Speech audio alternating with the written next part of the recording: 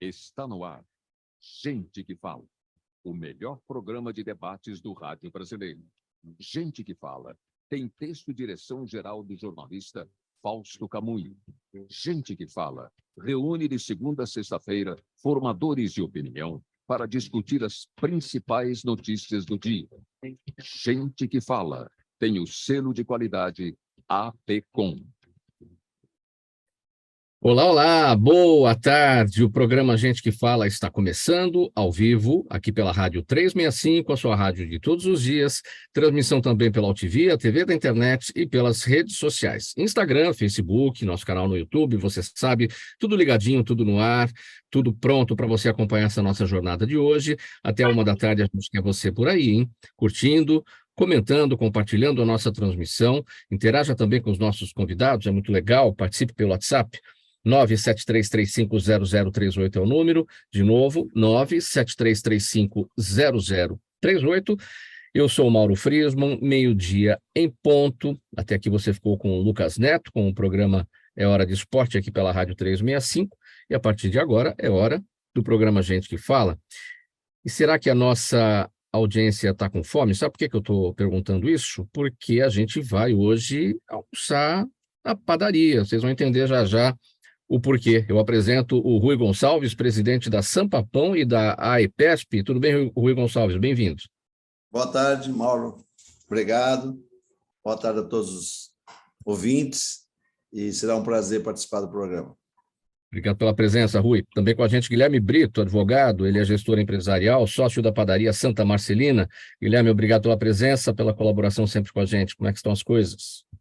Opa, eu que agradeço. Uma boa tarde a você, Mauro, a todos, o Wagner, o Rui, o Noé, todo mundo que está assistindo a gente pelo Instagram, Facebook. Uma boa tarde. Estamos aqui na caminhada. Também com a gente, Noé Coutinho Rodrigues, empresário, sócio da padaria Nova Sintra, da padaria Madadaio e do Empório Vinhares. Tudo bem, Noé? Boa tarde. Você está bem?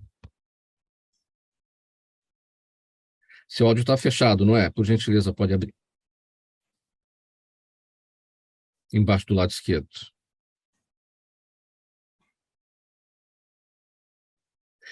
Enquanto não abre o áudio dele, eu vou apresentar aqui o Wagner Ferreira, empresário, sócio da padaria San Germán. Tudo bem, Wagner? Boa tarde.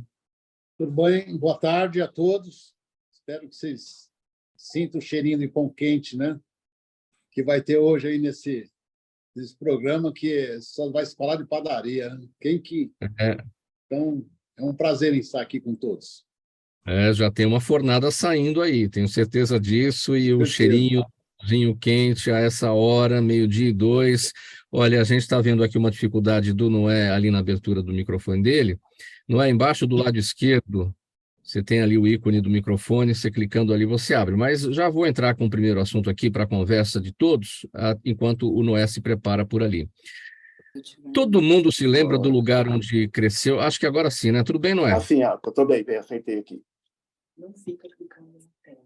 Então, deixa eu te apresentar novamente. Noé Coutinho Rodrigues, empresário, ele é sócio da padaria Nova Sintra, da padaria Madadaio e do empresário e do Empório Vinhares também. Boa tarde, Noé. Boa tarde, Mauro. Boa tarde a todos. Oi, presidente Rui, o Guilherme, o Wagner. É um prazer participar do programa. Estamos aqui para falar do pão, que é uma delícia maravilhosa. Legal. A gente tinha fechado seu microfone previamente, porque vinha um barulho daí, então a gente precisou mutar aí o seu áudio. Mas se precisar fechar novamente, ali o local para reabertura é embaixo do lado esquerdo, onde você já foi agora, tá bom? 12:03, então, vamos lá para a nossa conversa, não é? Todo mundo se lembra do lugar onde cresceu, com aquelas referências gostosas da infância, os lugares em que brincava, alguns vizinhos, algumas imagens, não é verdade? Só que tem o seguinte, né? O tempo vai passando, vai apagando da memória da gente muita coisa. Os nomes das ruas, das pessoas ali do convívio, dos locais onde a gente costumava ir. Mas uma coisa não é apagada da nossa memória: a padaria. Ela está lá, fresquinha, na memória, e podemos até sentir o cheiro do café torrado e do pão saindo quentinho do forno a todo instante, né? Essa relação de vida é ainda maior com os paulistanos. Para quem hoje em dia a padaria é uma extensão da casa, é até um divã em alguns casos. Home office mercado, bar e até balada. Rui, eu quero, antes de fazer a primeira pergunta sobre termos gerais em relação à panificação, é verdade isso, a padaria não é só mais um lugar para comprar pão, é um lugar para trabalhar, se tem ali um local onde você pode colocar um computador no Wi-Fi, conversar com amigos, enfim, é um divã também, não é? É, exatamente, Mauro. Eu costumo brincar que a padaria é a sala da sua casa, é o escritório da sua empresa. Então, a padaria é um escritório de tudo, é a sala da casa, o lugar que a gente vai falar da novela, falar do futebol, falar de tudo. Então, é um segundo local. Inclusive, nós temos dados que o paulistano frequenta a padaria em média 14 dias por mês. Então, um número bem alto. O segundo colocado, para você ter uma ideia, é a farmácia, que nós vamos 3 vezes por mês. Então, o número de padaria realmente, é que nem você falou, é a extensão da sala de casa. E é bem melhor ir na padaria do que na farmácia, isso é fato, né? Sem Quantas dúvida. padarias a gente tem em São Paulo, na cidade e no estado, Rui? Na cidade de São Paulo, nós temos 6.000 padarias, na cidade de São Paulo, e no estado nós temos uns 1.200 padarias. Isso gera uma mão de obra importante, né? São quantos empregos aí no setor todo? Gera algo em torno de 330 mil empregos, né, diretos, e 560 mil empregos indiretos. Eu costumo até dizer que a padaria, por metro quadrado, é o lugar que mais emprega pessoas no Brasil, não é em São Paulo, não, no Brasil. E para os ouvintes tentarem entender melhor isso, uma padaria que mede, por exemplo, 500, 600 metros quadrados, chega a ter algo em torno de 120 empregados. Se nós fizermos a proporção por metro quadrado, uma empresa que tem uma multinacional qualquer aí, para ter esse número de funcionários é impossível. Então, a padaria é, por metro quadrado, que mais emprega no Brasil. Qual é a formação técnica que é necessária para trabalhar numa padaria? Alguns funcionários têm essa necessidade, claro, conforme o trabalho vai ser realizado. Outros, não necessariamente, não? A gente costuma dizer que padaria é o primeiro emprego da maioria da população brasileira. E, nós temos aí muitas pessoas famosas, inclusive, que começaram em padaria, né? Artistas, jogadores de futebol e tudo mais, políticos e tudo mais.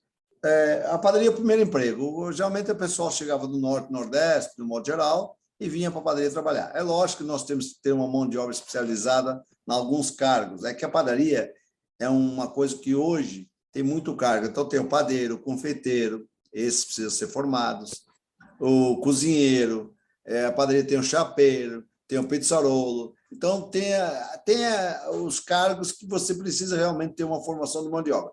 A outra formação seria o balconista ou atendente, esse sim, a gente vai ensinando. Nós temos uma escola de panificação na entidade que já formou 21 mil alunos em 20 anos para justamente atendimento ao balcão. Então, são profissões que vai ser ensinando. O panificador tem muita essa facilidade de ensinar. Não é, Coutinho? Como é que começou a sua história com a panificação? Bom, a minha história começou em 2002, eu vim do ramo de supermercado, né? Em 2002, o meu sócio, meu irmão, me convidou para a gente comprar uma padaria e nós adquirimos a padaria e aí que começou a história na padaria. O que começou foi em 2002. Nós compramos a primeira padaria em 2002, depois em 2008 nós compramos a segunda e em 2014 nós adquirimos um empório, que é frios, queijo, laticínios, que hoje a gente tem as duas padarias e o empório. Mas você tinha essa vontade de ter uma padaria, de entrar neste ramo, ou ela surgiu do nada que eu digo, porque partiu aí do seu irmão, você falou, né? Enfim, Sim. então você tinha na ideia, ou era uma coisa que acabou acontecendo porque ele te convidou? Não, como eu trabalhava no ramo de supermercado, e o supermercado geralmente tem padarias, eu gostava muito do setor da padaria, né? E aí, a gente sempre sonhando, como o Rui falou aí, o presidente falou, a gente vem do Nordeste para o Baiano, e a gente chega em São Paulo e quer começar alguma coisa, né? E para nós que saímos do Nordeste, um dos setores que mais a gente, digamos assim, para nós é mais adquire facilmente é o comércio, é bar, restaurante. Meu irmão já tinha bar e restaurante, e depois a gente entrou na padaria, que foi quando nós compramos a padaria, né? E aí, como eu já gostava do ramo de alimento, aí já imaginava ter algum negócio, né? E entramos na padaria e foi muito bom. E hoje eu posso te dizer que foi a melhor coisa que eu fiz na minha vida. Amo padaria, é um setor, assim, quem trabalha em padaria, só quem trabalha que pode dizer o quanto é gratificante a gente trabalhar numa padaria, né? Você tem a padaria, ela é muito rica em detalhes, né? Além de tudo isso, você tem os clientes que você faz amigo todo dia. A padaria como você diz, é a segunda casa dos paulistanos. Então, trabalhar na padaria é uma coisa assim fora do normal. Para mim é tudo. Não é? Quais Você foram? esqueceu, hein? Pode Não é, falar. esqueceu de falar uma coisa dele, que é importante. Ele é um dos maiores vendedores de tapioca de São Paulo, hein? Tapioqueiro. Eu trouxe a tapioca da Bahia para a padaria de São Paulo. Eu fui um dos primeiros. Não é? Quais são ou quais foram, né, os maiores desafios no início? Que tipo de apoio você precisou, apesar, né, da sociedade com seu irmão? O que foi mais importante no início? Então, o que mais, uma dificuldade que eu tinha quando eu comecei na padaria, é que a padaria ela tem muito detalhe, né? Então, as pessoas entram numa padaria, acham que é tudo mil maravilha, que você o pão cheirando, fresquinho, o pão de queijo, o café, mas a parte operacional da padaria, ela exige muito conhecimento. E uma das coisas que me ajudou no começo foi o sindicato, porque assim que eu entrei, eu já me associei ao São Papão, ao sindicato. E aí a gente vai fazendo curso, vai conversando com as pessoas experientes, como o presidente Rui, como o Wagner, que eu cheguei lá, já estavam lá, e mais outros, enfim, bastante panificador que tem antigo. E as pessoas vão te passando experiência, conhecimento, e você vai fazendo curso, vai aprendendo, e vai levando, e aí, graças a Deus, foi muito bom e me ajudou muito. Com certeza, se não fosse com a ajuda do sindicato e dos panificadores mais antigos que tinham no sindicato, com certeza não teria feito o sucesso que nós fizemos. Guilherme Brito, fazer um trocadilho aqui com a sua história. No seu caso, é, essa coisa de panificação, o pão, o negócio passa de pão para filho. Não, eu, graças a Deus, tenho o orgulho, né, do meu pai, o seu Amaral, ter sido aqui o pioneiro aqui na Santa Marcelina, né? E ele nos ensinou e ensina cada dia como é trabalhar na panificação, né? Isso que o Noé está falando, desse amor, desse envolvimento que a gente tem, que cria, ele nos passa todo dia sempre uma motivação nossa e para fazer isso que o Rui falou, né, de tornar o segundo lar da pessoa, né, seu ponto de encontro, seu local onde a pessoa vem reclamar de você do bairro, que vem pedir uma solução para um problema e comprar o pãozinho também ali, fazer a sua reunião. Então, e isso meu pai é o grande mestre aqui do meu irmão Renato, que todo dia tá, quando você pensa que não, ele espera aí que ele te ensina uma coisa nova que não estava no gibi. Eu fiz esse trocadilho aí, passa de pão para filho. Pão, no caso, é o Amaral, né? Agora, para falar da rotina de quem trabalha em padaria, do dono da padaria exatamente, do empresário, você toma café em casa de manhã ou você vai tomar café na padaria? Eu só tomo na padaria. Eu acordo e a gente acorda e já vai direto para a padaria. Já economiza em casa. É. E aí aquele café quentinho, né, Guilherme? É maravilhoso. Quando você chega na padaria, pãozinho com manteiga saindo, é uma delícia, né? Às vezes a gente brinca, já toma logo o primeiro café para ver se a máquina está boa, se está certo, já o primeiro café já é nosso. Agora, a preferência, Guilherme, na hora do café da manhã é o pão com manteiga, é o café com leite mesmo, do café coado? Você prefere um expresso? Como é que é o seu começo da manhã?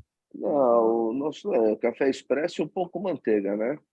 Sem chapa, só passar da manteiga ali porque também não dá para perder muito tempo, porque a rotina da padaria, você está chegando, já está chegando a rotina, né? Já está chegando o entregador do leite, entregador da farinha, os entregadores já vêm, não dá para para se dar o luxo de sentar ali e ficar muito tempo parado, não. Você já tem que chegar, tomar e já começar a trabalhar.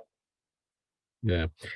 Ô Wagner, hoje em dia a gente já ouve falar em fermentação natural ou massa madre, né? Esse é um nome mais técnico. Isso já é uma realidade no Brasil? Você que está nesse ramo aí do pão mais artesanal? Eu já via isso aí em feiras na Europa há mais de 20 anos. Na realidade, o que acontece na Europa, o que acontecia, depois de 10 anos vem para o Brasil. E a massa madre já se usa há muitos tempo na Europa. Então, agora já está entrando muito as minhas padarias. Por exemplo, eu fiz um curso no Sampapão, o meu padeiro fez um curso no Sampapão de fermentação natural e pão rústico com grãos, tudo, e trouxe para a nossa loja. E começou a vender. E nisso começou a fermentação natural, que lá tem excelentes professores, né, que ensinam todos os funcionários de padaria e donos de padaria também. E acabou a gente entrando nessa parte da fermentação natural, porque é um pão que dura muito mais, ele não tem fermento biológico, né?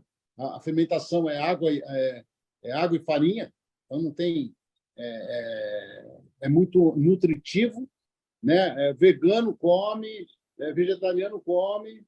Então, um setor que abriu muito em padaria. As padarias estão se fazendo muito, ainda falta muito. Talvez, eu acredito, que tem uns 10% ou 20% usando já a fermentação natural em alguns produtos. Mas a tendência é aumentar muito mais. Já tem fermentação natural na pizza. Está se colocando em tudo quanto é lugar de pães.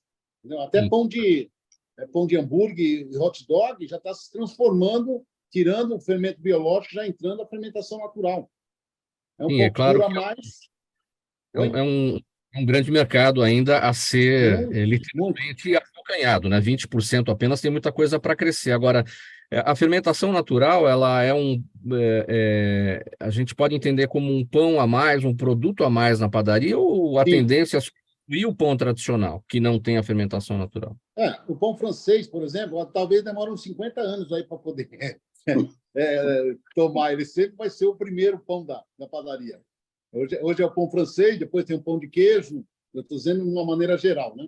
Hoje é o pão francês com fermento biológico, mas também dá para se usar fermento natural também no pão francês.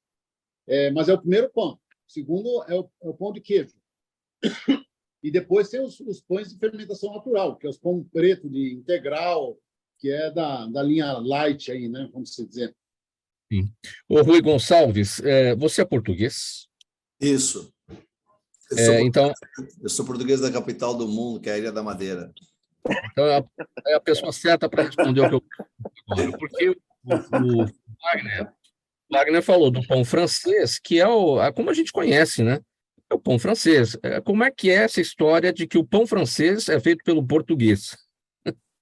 Na verdade, o nome só o nome é pão francês, porque, na verdade, não surgiu na França nem nada. Na verdade, na França surgiu a baguetezinha, que é o que eles chamam lá de baguete. Pão francês, na verdade, é uma coisa bem brasileira.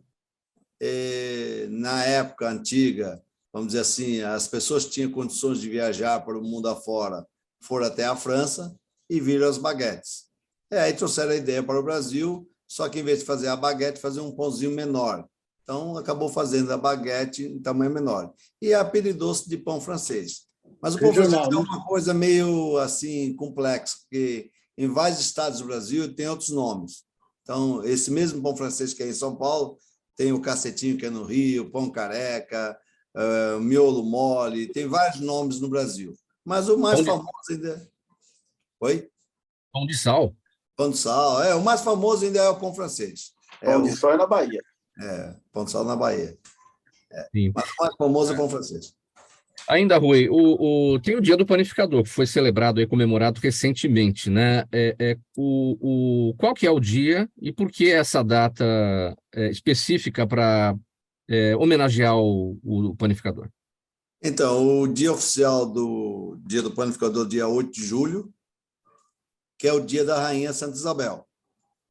E por que motivo é isso? Segundo conta a lenda, né? Porque nós não estávamos nessa época, a rainha Santa Isabel vinha com um avental cheio de rosas.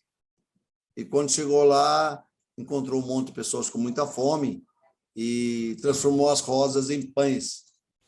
E aí foi que surgiu a padroeira nossa, a padroeira da panificação, é a rainha Santa Isabel a nível mundial. Isso não é só Brasil, é a nível mundial. O dia 8 de julho é o dia mundial do pão francês, do panificador, dia do padeiro. E como é que foi agora, esses dias? Como é que foi celebrado? Foi a semana passada. Nós fazemos sempre nessa data, em São Paulo principalmente, mas fazemos no Brasil inteiro também, o Brasil faz todos, comemoramos o dia do panificador. Esse ano foi feita uma festa muito grande no dia 7, foi na sexta-feira, no Salão do Juventus, aqui em São Paulo, onde fizemos uma festa, onde a gente leva lá 1.000 e poucas pessoas para comemorar o dia do panificador, e algumas padarias fazem alguns tipos de eventos no dia, vamos dizer assim, um desconto, alguma coisa para privilegiar o dia do panificador, porque, na verdade, existe assim, vamos dizer, uma briga, entre aspas, como o dia do panificador e o dia do padeiro. Porque qual é a diferença? O dia do panificador é o dia do empresário de panificação, proprietário da padaria. O dia do padeiro é um dia antes, que é dia 7, é o dia do padeiro, aquele que faz o pão, que é o empregado que faz o pão e tudo mais. Então, existe essa briguinha, vamos dizer assim. A diferença entre o dono da padaria e o padeiro, aquele que literalmente... O dono da padaria detesta que se chame ele de padeiro. Ele não é padeiro, ele é panificador. Ele é um empresário de panificação. O padeiro é quem faz o pão. A não ser que o dono da padaria seja o padeiro, que ele bote a mão na massa. Mas é muito... Isso hoje em São Paulo não chega a 0,5%. Uhum. Com certeza. Você é baiano, né? Você já contou para a gente. Para falar um pouco da cultura da padaria nas cidades da Bahia, porque é uma cultura portuguesa. Por exemplo, lá no norte, no Amazonas, a gente não tem muito a cultura da padaria, cultura indígena mais por lá, né? No norte e nordeste, como é que é o interesse por padaria, o gosto das populações pela padaria? Então, Paulo, hoje já mudou muito, porque hoje já tem muita gente já investindo em padaria no Nordeste, né?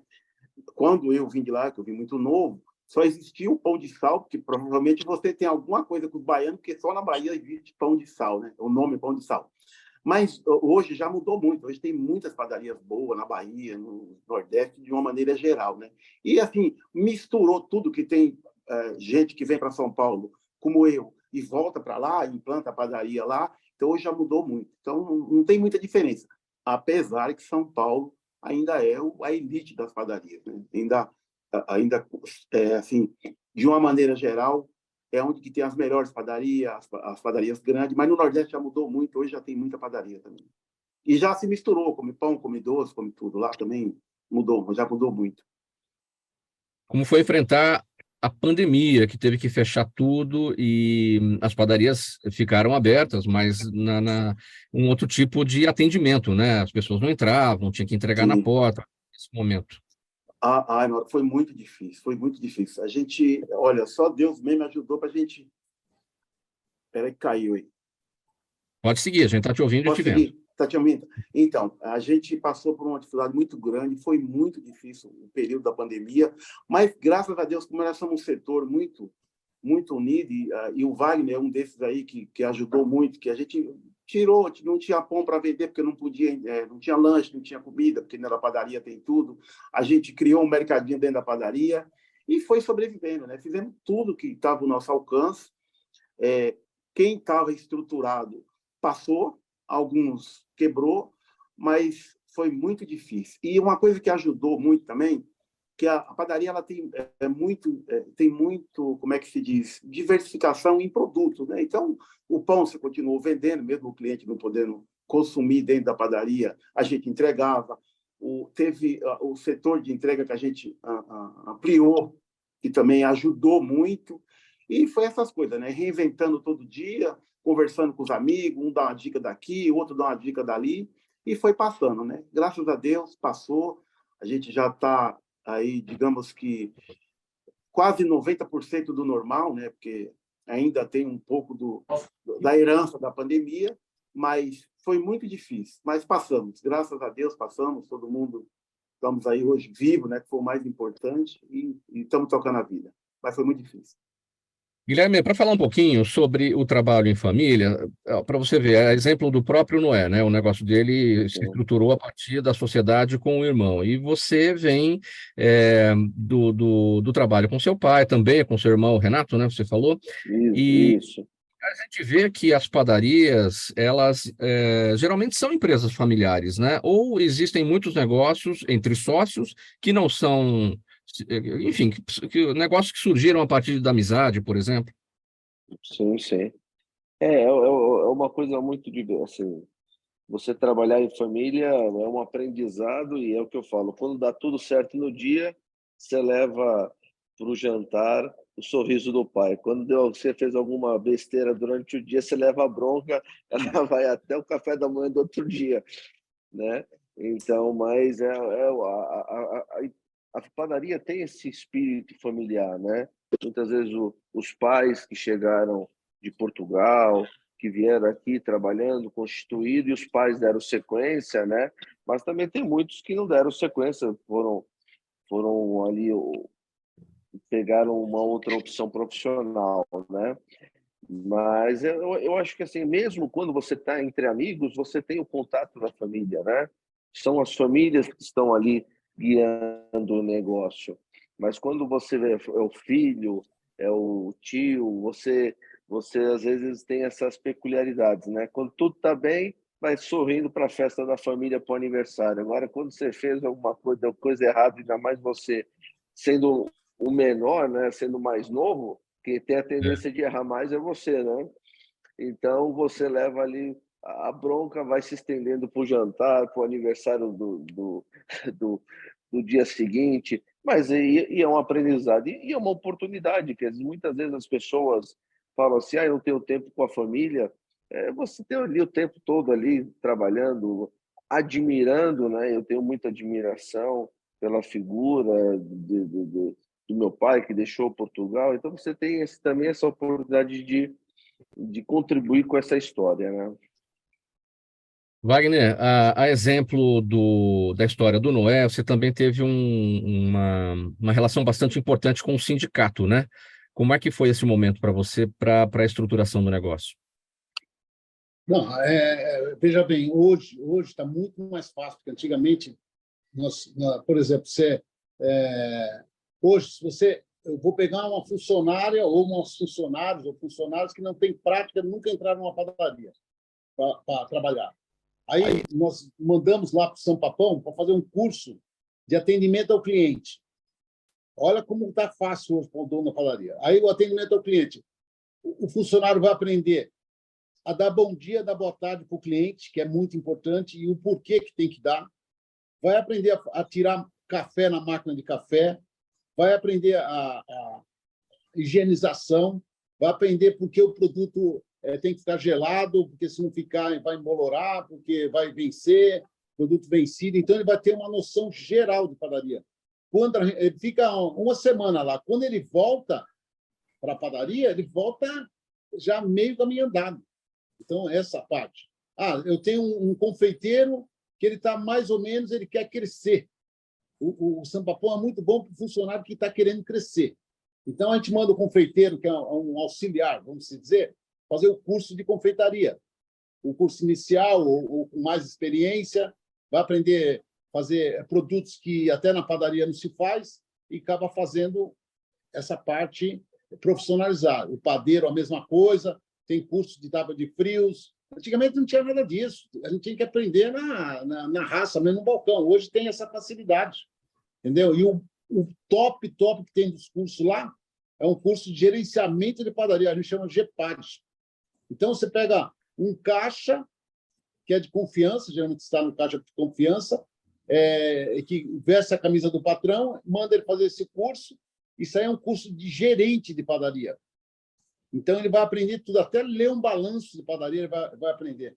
Aí, quando volta para a padaria, volta como gerente. Entendeu? Aí o português consegue viajar, porque geralmente o português antigo, ele não viaja, porque não tem ninguém para ficar no lugar dele. Aí, quando ele consegue um funcionário de confiança virar um gerente, aí ele relaxa mais, aí ele consegue tirar umas férias, sei lá, 5, 10 dias de férias. Então, tem essa facilidade com o São Papão.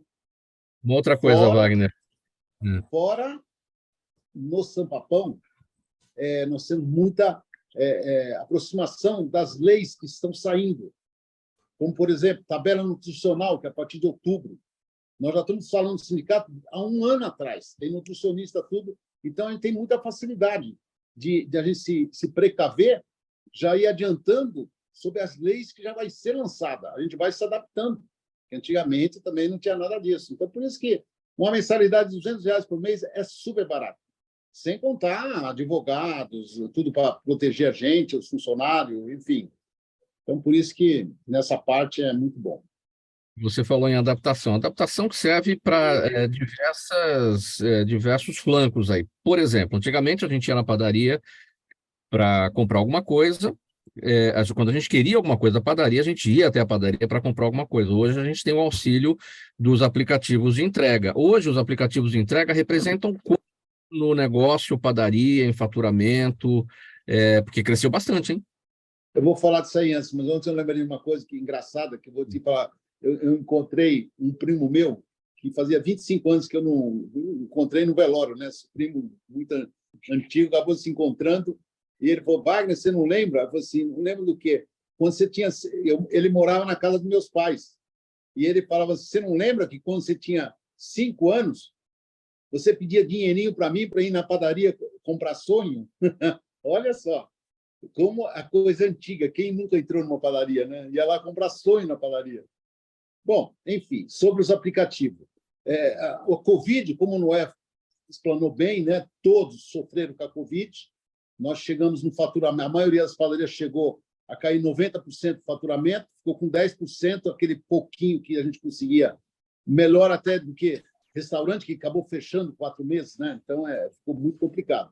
Então, o pós-Covid precisa todo mundo, em todos os ramos, fazer uma adaptação.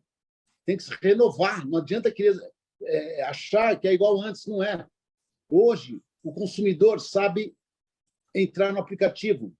As velhinhas, os velhinhos que ia na padaria, ia no restaurante, hoje eles chamam pelo aplicativo. Então, feliz da vida. A tendência é crescer muito. Então, acaba os aplicativos sendo muito um faturamento bom na padaria, mas tem que se adaptar.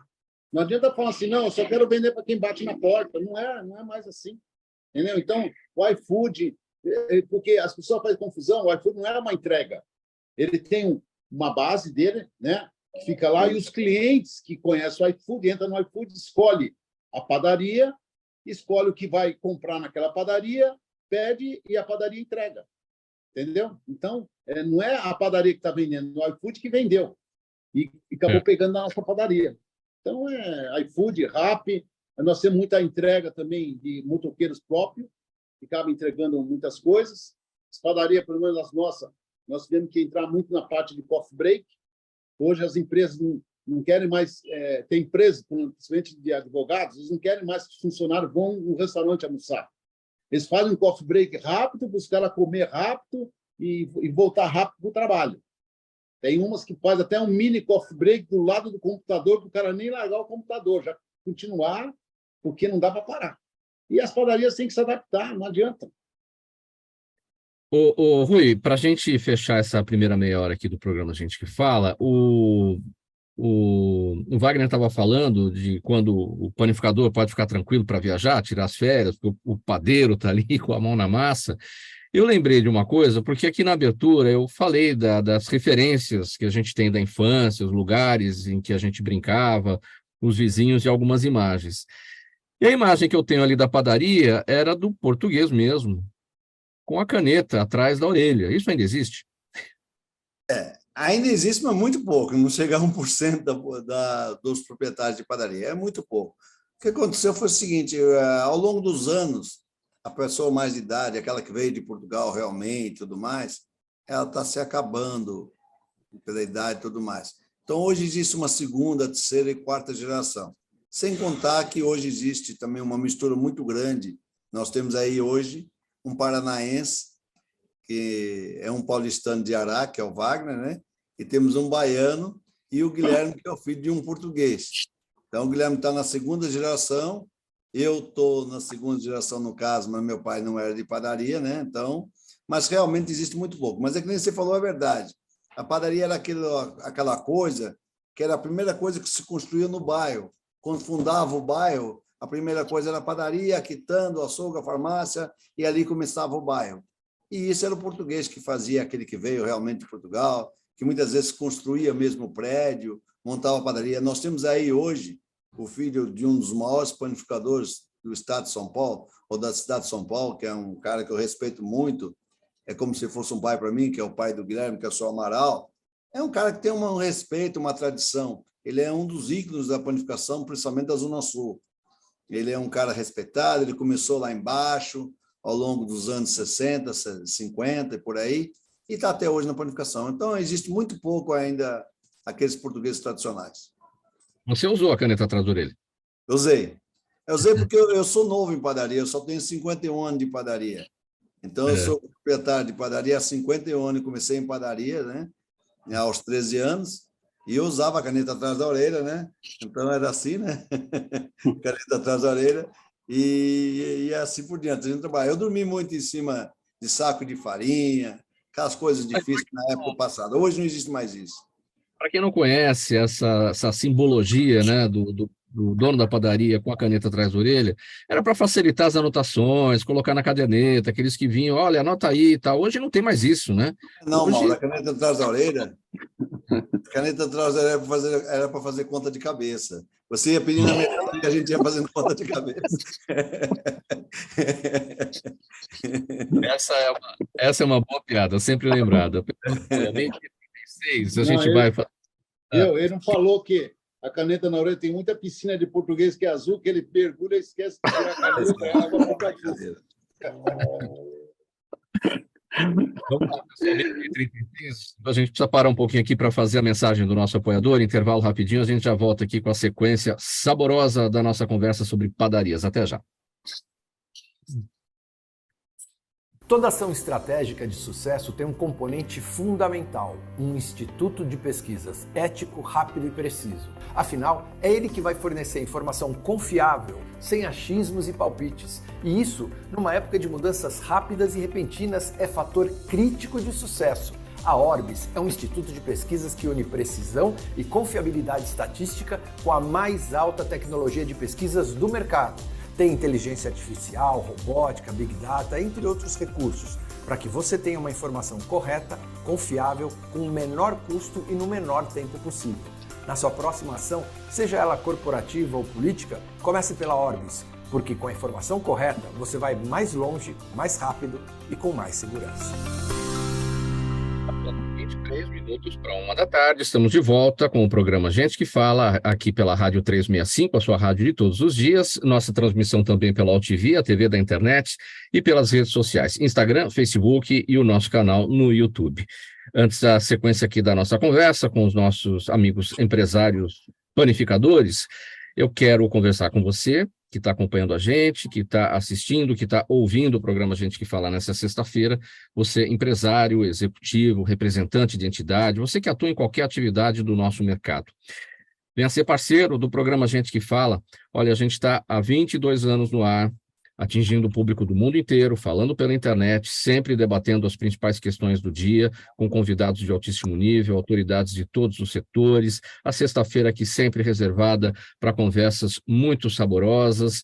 A gente quer você como parceiro. Olha, no intervalo você acompanhou a mensagem do nosso Instituto Orbis de Pesquisa, que apoia o programa Gente que Fala. Temos também o movimento do Ministério Público Democrático, a Câmara Brasileira de Diagnóstico Laboratorial, o escritório Nasser Rajab Advogados Associados. São todos os nossos parceiros, trazendo informações aqui todos os dias para você, ajudando na formação da sua opinião. Então, entre em contato com a gente pelo 50 52 55 55, conheça todas as possibilidades para essa parceria com a gente, porque o programa Gente que Fala quer mostrar sua marca, quer anunciar sua marca, e o nosso ouvinte, a nossa audiência, o nosso espectador quer usar a sua marca. 12h39, eu quero te perguntar o seguinte, antes da gente seguir para o próximo tema, fazer um serviço aqui, Rui. Temos a FIPAM, Feira Internacional da Panificação, que vai acontecer semana que vem na Expo Center Norte. Como é que é isso? É um evento voltado só para as pessoas do setor? Não, Mauro, essa feira é uma feira de panificação, mas atende o restaurante, o bar, pizzaria, food service, do modo geral. Essa feira será realizada de 25 a 28 de julho, no Expo Center Norte, da 13h até às 21h, e na sexta-feira, da 13h até às 19h. É uma feira que a gente recebe, em média, nos 4 dias, 60 mil pessoas, nos 4 dias. É uma feira que a gente atende, normalmente, todos os estados brasileiros e a maioria dos municípios brasileiros também. Além disso, a feira é frequentada, o ano passado, teve 32 países, principalmente Europa, Estados Unidos e América do Sul. Então, é uma feira muito boa, onde nós temos o que existe mais novidade na panificação brasileira, em termos de maquinários, insumos, produtos, de um modo geral, para o comércio de comida, de um modo geral. E na parte da manhã, nós temos o 3º congresso, que é o Congresso da Panificação, onde nós vamos ter lá 16 palestrantes. O congresso é das 10 da manhã até 13h, começando dia 25, vai até dia 27, só o congresso, são 3 dias, onde a gente vai ter lá vários palestrantes sobre todos os assuntos que interessam à panificação. Vamos seguir aqui para o próximo tema. Os bairros nobres de São Paulo começaram a presenciar nos últimos anos um crescimento legal, né, de padarias artesanais. É um nicho que está ganhando força, apostando em ambientes pequenos e produções menores e mais caras, além do uso de ingredientes locais. E isso foi impulsionado na pandemia, quando muita gente tentou fazer seus próprios pães em casa. Os principais desafios desse setor estão em conseguir crescer sem perder qualidade e em não cair naquela ladainha do marketing, já que muitos se dizem artesanais, mesmo não sendo. É um assunto para o Noé. Para o Noé não, para o Wagner, né? Wagner, como é que a gente identifica exatamente para saber se o pão de fato é artesanal ou não, para não cair no conto do vigário? Bom, não é só o pão, né? Tem várias coisas. Por exemplo, hoje nós estamos desenvolvendo sanduíche vegano, vegetariano. Nós vai fazer uma festa que vai 10 sanduíches, um é vegano e outro é vegetariano, é obrigação. Porque se não é a secretária que é vegetariana ou vegana, é o presidente, é o vice-presidente ou é um diretor. Então, sempre tem que ter um vegetariano vegano, que é feito com pasta de grão de bico. Então, são várias adaptações que está se fazendo para se manter essa parte artesanal. Fermentação natural é um artesanal. Qualquer padaria artesanal tem que trabalhar com a fermentação natural. E tem vários produtos que, na realidade, são natural, que nós trabalhamos. Então, por isso que tem que realmente você ter no portfólio lanches de refeição artesanal. Procurar o máximo não usar industrial e usar realmente artesanal. Até pelos fornecedores. Por exemplo, linguiça. Nós temos que ter uma linguiça artesanal. E assim vai juntando. Então, a padaria é muito grande, né? Não é que nem uma padaria pequena, artesanal pequena. Não, a padaria tem muitos produtos que vai vendendo por várias pessoas. A gente atende 1.000 pessoas por dia. Então, dessas 1.000, tem muitos veganos, vegetariano, que é o artesanal, entendeu? Então, o sem glúten, por exemplo, é um erro. Sem glúten é para celíaco e realmente quem tem problema de doença. Então, tem gente que tem plena saúde e está comendo sem glúten, o organismo precisa de glúten no pão, entendeu? Então, acaba fazendo esse meio termo da padaria e tem que entrar para o artesanal, não tem jeito, entendeu?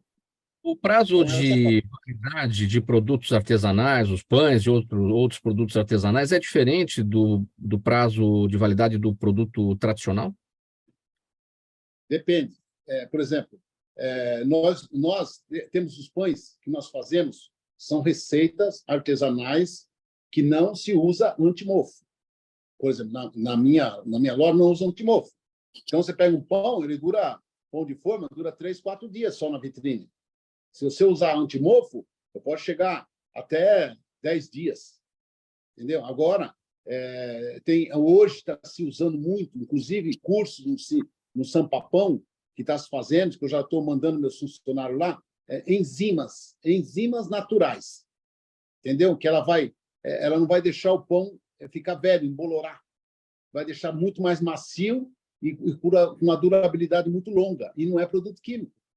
Entendeu? Então, essa é também a artesanal, entendeu? Trabalhar sempre com produto muito fresco. O Guilherme Brito, como é que funciona quando o cliente sugere algum tipo de produto que ele goste, que ele gostaria, por exemplo, ele consumia, sei lá, memória, essa coisa da memória afetiva, já e se perdeu no tempo. Como é que vocês fazem? Estudam a possibilidade de fazer esse produto? Como é que isso funciona? Eu vou até falar, se o cliente falar para o meu pai, no outro dia ele já fez e já está esperando por ele na padaria, né? Tem essa pessoalidade, né? Então, quando o cliente sugere algum produto que tem essa memória afetiva, a gente, né, ou até mesmo que ele vê no concorrente, a gente sempre procura fazer, né, e ver qual é a receptividade desse produto, né? Se ele também no nosso meio, se só aquele cliente você faz uma quantidade pequena e vai ali se adaptando. Porque tem muitos produtos que você lá atrás, na padaria, fazia, principalmente folhados, e hoje você deixou de fazer porque as pessoas deixaram de consumir realmente, né? Às vezes a gente pede, se a gente vê que não tem saída, esse cliente específico, a gente pede, ó, vamos fazer por encomenda, e o dia que o senhor vier, ele vai estar pronto aqui para você, né? Porque realmente teve essa transição, né? Até do modo de se alimentar, né? Tem produtos, tirando o pão francês, tem outros pães que eram mais gordurosos, que tinha assim, uma presença maior de outros componentes, e com a mudança do tipo de alimentação se deixou. Mas fica naquela memória afetiva, né? Pães com calabresa, pães que são comuns também na culinária portuguesa, né? Mas por causa do novo tipo de vida, da nova alimentação, eles ficaram muito restritos a um número pequeno de pessoas, né? Então, nesse caso, a gente faz, acredita na ideia e vai testando. Ou então pede mesmo para o cliente só se pedir, faz sob encomenda. Não é? Qual é o tipo de produto que vai muito bem na padaria paulista e que não vai bem, não tem saída lá no Nordeste, na Bahia exatamente, que é a sua terra? E o contrário, né? O que vai muito bem lá e que não tem saída aqui. Claro, você é um expert na tapioca e você trouxe de lá, mas aí a gente vai considerar que São Paulo é o estado do Sudeste mais nordestino do Brasil, né? Então aqui... Com certeza, com certeza. Então, assim, o São Paulo é diferente do resto do Brasil, porque São Paulo tem muita concentração de pessoas nem só da Bahia, mas de todo lugar, né? Todo lugar do mundo. Então, na Bahia tem uma tradição. Então, como você fala, o pão de sal é mais pães recheado, né? E lá trabalha muito a parte da mandioca, né? Que é tapioca, que é bolo de polvilho, essas coisas assim. E a parte de doces, na Bahia, pudim, é os doces mais tradicionais, não tem muita variedade de coisa. Aqui em São Paulo você já tem, chega na vitrine da padaria, você tem lá 20 produtos diferentes, né? Mas existe uma diferença muito grande entre a culinária da Bahia e a culinária de São Paulo. Porque a Bahia é específico, né? O cara vai comer lá tapioca, pão de sal, as coisas mais tradicionais. Em São Paulo, não. São Paulo tem uma misturada danada que você vende tudo que você colocar na padaria. Então, o cara que sair de São Paulo para montar uma padaria na Bahia, se levar tudo que tem daqui para lá, ele não vai vender. Ele tem que se adaptar aos produtos de lá. É um pouco diferente. Bahia, que eu digo Nordeste de uma maneira geral, né? Não é só Bahia. Como é que escolhe um ponto para montar uma padaria, não é? Rapaz, olha, eu estou aqui no centro, né, na região perto da Paulista, mas eu não tenho muita experiência em escolha de pontos, porque, na verdade, a gente já comprou os pontos. As padarias que nós compramos já era padaria, e o Empório também, mas o presidente tem mais facilidade para te falar em ponto, porque ele tem experiência disso, que ele já teve mais de 20 padarias, né? Mas o que eu posso dizer é o seguinte, o ponto é o coração do negócio. Se tiver um ponto bom, num lugar bom, aí já é 50% de sucesso para padarias, e bares, restaurantes, essas coisas. Mas é muito importante. Para ouvir o Rui rapidinho sobre a questão do ponto, como é que é feita essa escolha para não errar? Aliás, errar em padaria é difícil, hein? Não tem padaria que fecha. Tem padaria que vai à falência? Eu desconheço. Mas tem. Então, antes da pandemia era muito difícil. Né? Antes da pandemia é difícil realmente fechar uma padaria. Depois da pandemia, fechou muitas em São Paulo. Nós fechamos mais de 700 padarias na pandemia em São Paulo, porque são padarias que já não vinham bem e automaticamente com a pandemia acabou quebrando. Mas você fala como escolher um ponto. Veja bem, Mauro, eu montei algumas padarias na vida, vamos dizer assim, né? O ponto é meio assim, é que nem eu disse ainda há pouco. A gente pegava, e hoje não tem mais isso, a gente pegava o início de um bairro e fundava o bairro com aquela padaria. E depois a gente ia escolhendo os pontos, as esquinas, vamos dizer assim, era esquina, né?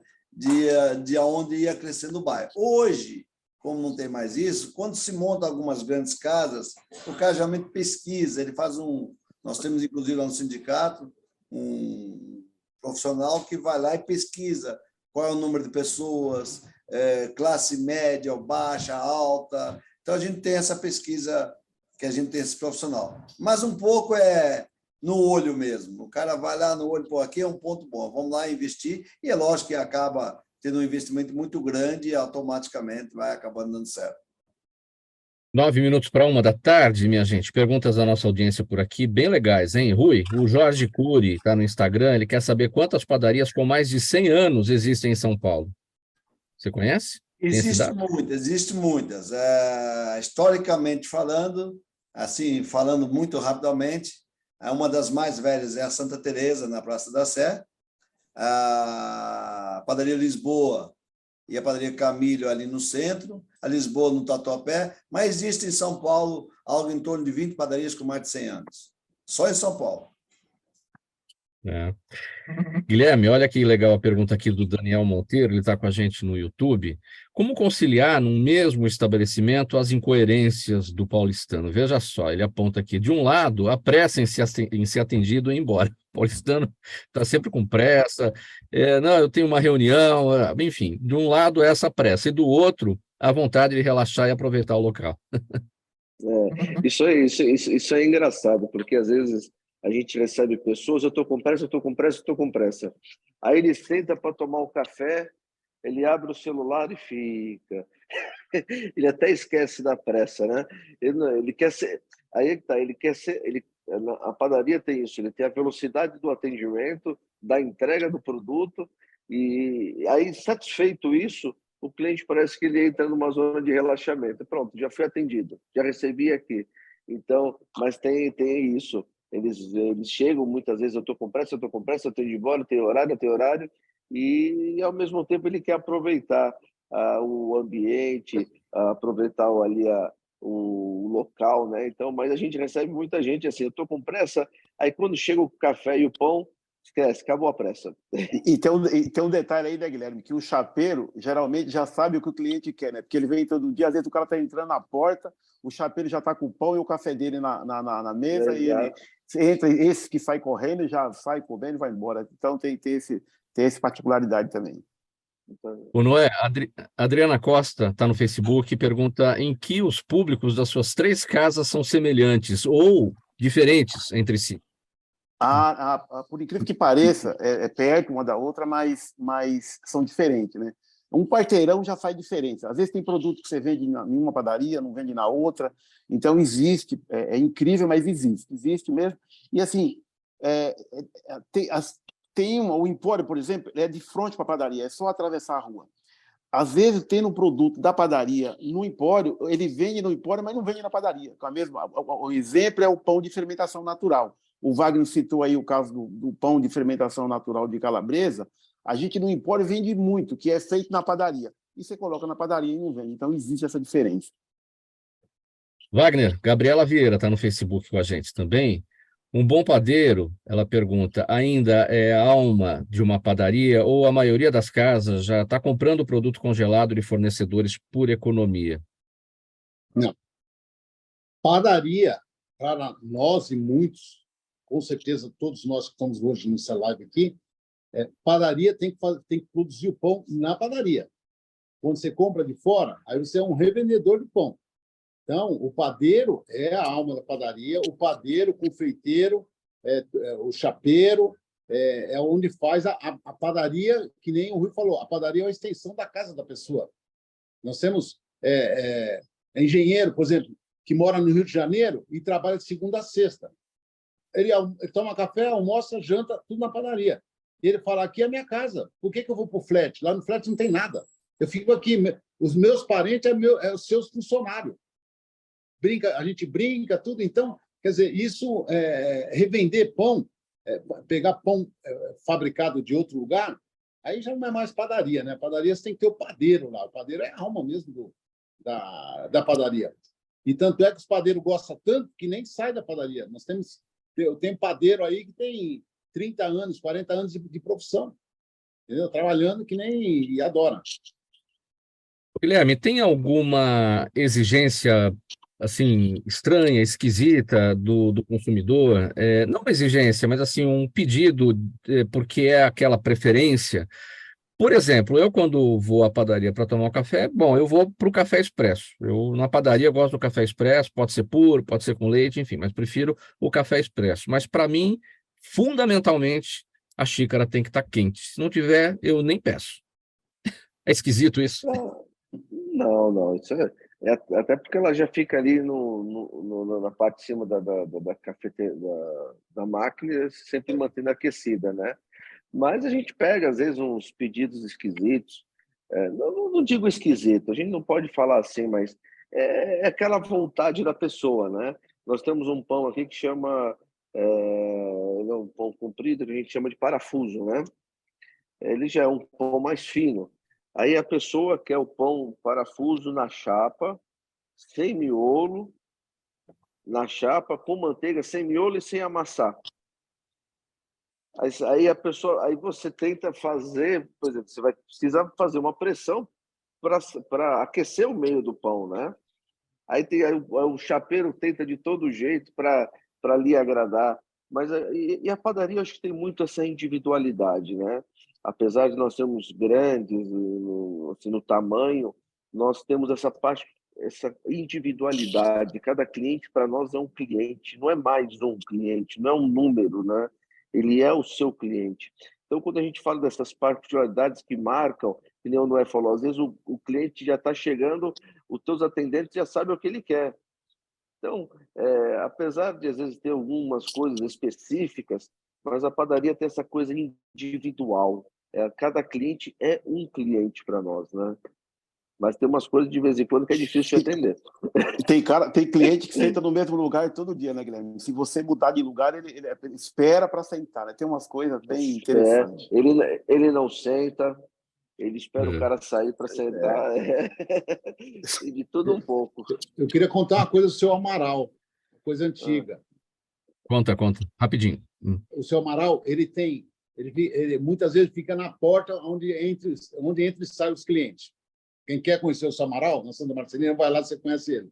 E um dia eu estava conversando com ele, estava saindo uma senhora, aí ele falou assim, ô, dona Carmen, tudo bom? Ô, seu Amaral, tudo bem? Que ele conhece todo mundo pelo nome, ele tem uma mente assim fantástica. Ô, dona, tudo bom? E o seu Jorge, está tudo bem? Está tudo bom. Olha aqui que eu separei para ele, ele estava com um bolo pequeno. Aí falou, nossa, então não é aniversário dele? Então, a senhora precisa levar o bolinho para cantar o parabéns. Falou para cliente, sem ela pedir, ela ficou assim, chorando lá, ele ter lembrado, não é isso? Acontece muito. Muito. Ele é singular quanto a isso. É uma peça rara, isso aí é... Ele tem coisas lá da época da fundação da padaria, onde ele guardava o leite, ele sabia qual eram as senhoras que tinham acabado de ganhar neném, tinha uma época que estava faltando leite, tinha uma dificuldade, ele reservava para as mulheres que estavam amamentando o leite, que tinham crianças pequenas, e deixava o excedente, aí o resto, para vender na loja. Mas Então, ele tinha muito isso. Ele sabe cada cliente, ele conhece a geração, é fantástico. Isso aí é uma aula que eu falo. Eu não aprendo hoje, eu aprendo todo dia. Rui, e só 15 segundos para você comentar, que a gente já está em cima do tempo para a gente encerrar. Eu tenho aqui na minha memória afetiva uma outra coisa. Todos nós somos desse tempo, mas as novas gerações não. Eu me lembro do pãozinho francês vendido por unidade. E aí, em algum momento, passou a ser vendido por quilo, porque não dá para você acertar ali o pão toda vez com 50 gramas. É muito difícil, né? Então passou a ser por peso, né? É uma das mudanças aí ao longo da história da padaria que as novas gerações não conhecem, né? Bem rapidinho para você comentar. Sem dúvida. Na verdade, antigamente era a bengala, o filhão, que a gente chamava de bengala, filhão, depois veio o pãozinho. E era por unidade, que nem você falou. Há uns 20 anos atrás, a gente conseguiu juntar os governos para ser uma coisa mais justa, porque antes era um tamanho, um menor, um maior, e aí alguém seria prejudicado. E depois que saiu essa lei, que pão a peso foi a melhor coisa que existiu para o cliente e para o panificador. Muito bom, pessoal. Vamos colocar um ponto final com pãozinho quente nesta nova fornada que está saindo aí na padaria de vocês, por um ponto final nessa edição do programa Gente que Fala. Participaram com a gente hoje o Rui Gonçalves, presidente da Sampa Pão, né? Presidente da Sampa Pão e da EPESP, o Guilherme Brito, ele é advogado, gestor empresarial, sócio da padaria Santa Marcelina, Noé Coutinho Rodrigues, empresário, sócio da padaria Nova Sintra, da padaria Madadaio e do Empório Vinhares, e o Wagner Ferreira, empresário também, sócio da padaria Saint-Germain. Obrigado pela presença, viu, pessoal, em nome de toda a equipe do programa Gente que Fala, que é sempre realização da ABCom, apresentação minha, Mauro Friesman, pauta e redação do Pedro Schiavon, Zenilda Salvato, nossa diretora de produção, jornalista Fausto Camunha, nosso diretor-geral, e você, espectador, você, ouvinte, sempre aqui com a gente, nos prestigiando todos os dias. Chegando na programação da Rádio 365 agora, o Lucas Neto, ele vem com o programa O Melhor para a Melhor Idade, fazendo companhia aí no seu início de tarde. Eu vou desejar a todos um bom final de semana. E a gente volta na segunda-feira, ao meio-dia, ao vivo, aqui pela 365, sua rádio de todos os dias, transmissão pela AltV e também pelas redes sociais. 1 hora, 1 minuto. Tchau e até segunda-feira.